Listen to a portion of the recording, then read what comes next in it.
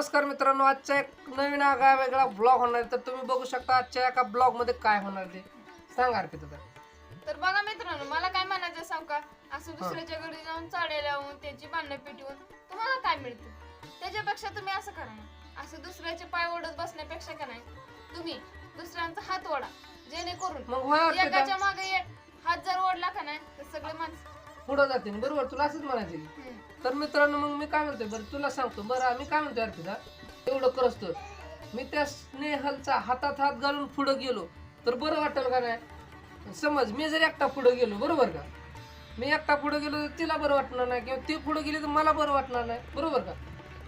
काय चुकलं काय माझं? मन डोक्यात तुम्हाला तर काय नुसतं पोरीस पळून न्यायच्या पडलेले आहेत. आधी एक आहे ते सांभाळा, बाकीच्या बघू आपण पुन्हा. अगं अर्पिता, मला तसं नव्हतं म्हणायचं. मग कसं म्हणायचं होतं? तू काय म्हणली, एकमेकाचा हातात हात घाला आणि पुढं चाला. बरोबर का?